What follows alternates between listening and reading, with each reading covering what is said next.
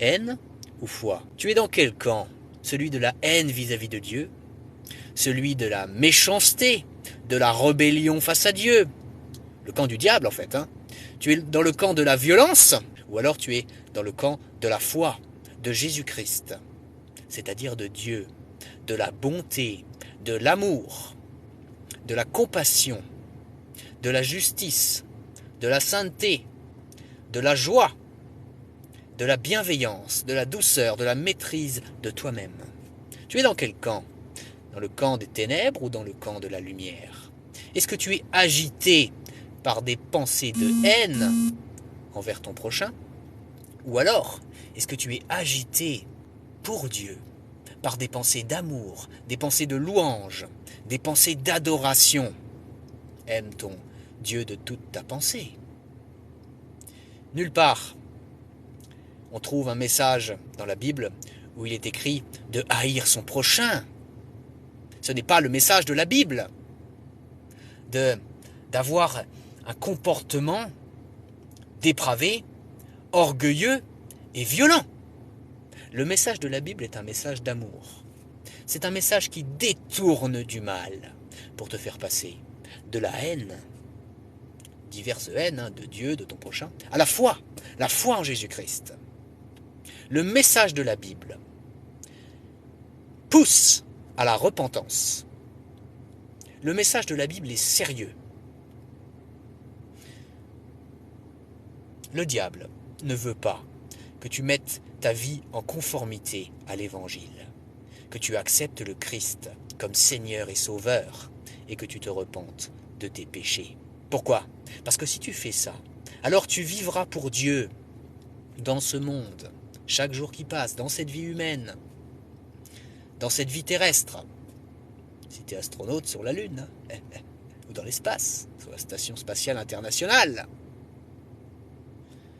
Peu importe où tu es dans ce monde, dans cette vie humaine, le sens de la vie, c'est de vivre pour la gloire de Dieu. Et si tu choisis le Christ, ou si tu l'as déjà fait, alors tu es envahi de paix, de foi.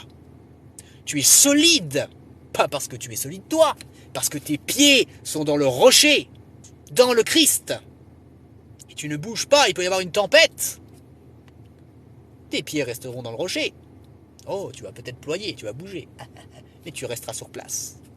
Alors que si tu as construit ta vie sur le sable, sur la haine, sur le péché, sur la débauche, sur toutes ces choses, tu es instable, maintenant et pour l'éternité, dans le sens où si tu ne viens jamais à Christ durant toute ta vie, tu iras en enfer.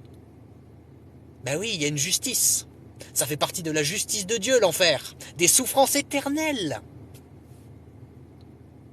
On ne se moque pas de Dieu. Ce qu'un homme ou une femme, ce qu'un être humain sème, il le récolte. Alors la question que je te pose aujourd'hui, est-ce que tu veux décider maintenant d'arrêter de vivre dans la haine et de vivre dans la foi pour Jésus-Christ, dans la foi en Jésus-Christ, pour Jésus-Christ, par Jésus-Christ, une vie pour la gloire de Dieu qui se prolongera dans l'éternité au paradis, là où il n'y aura plus jamais aucune souffrance. Pourquoi? Parce que Dieu est justice et il est aussi amour. La Bible dit « Car Dieu a tant aimé le monde qu'il a donné son Fils unique, afin que quiconque croit en lui ne périsse pas, mais qu'il ait la vie éternelle. » Tu veux venir à Christ? Alors je t'invite à mettre ton prénom en commentaire à cette vidéo. Et voici les deux choses que tu dois faire. La foi et la repentance. Premièrement, la foi. Il faut que tu crois que Jésus-Christ est Dieu, est EST. Il faut que tu crois aussi que Jésus-Christ est le seul Fils de Dieu. Il est à la fois Dieu et le seul Fils de Dieu. Et il faut que tu le crois. Il faut que tu crois que Jésus-Christ est venu sur terre en tant que 100% homme et 100% Dieu pour payer pour tous tes péchés. Il faut que tu crois que Jésus-Christ a souffert pour tous tes péchés. Il faut que tu crois que Jésus-Christ est mort pour tous tes péchés sur la croix. Il faut que tu crois que Jésus-Christ a payé toute la justice de Dieu pour tous tes péchés, à ta place. Il faut que tu crois que Jésus-Christ a payé ton enfer éternel, à ta place. Et je ne dis pas que Jésus-Christ est allé souffrir en enfer. Ça, je n'ai pas trouvé d'endroit où c'est écrit dans la Bible. Mais ce que je te dis, c'est qu'il faut que tu crois que Jésus-Christ a payé ton enfer éternel à ta place. C'est-à-dire qu'il a réussi à payer ta punition illimitée, en un temps limité. Voilà ce qu'il faut que tu crois. Et il faut que tu crois que Dieu a ressuscité Jésus-Christ au 3e jour. Et que Jésus-Christ ne mourra plus jamais.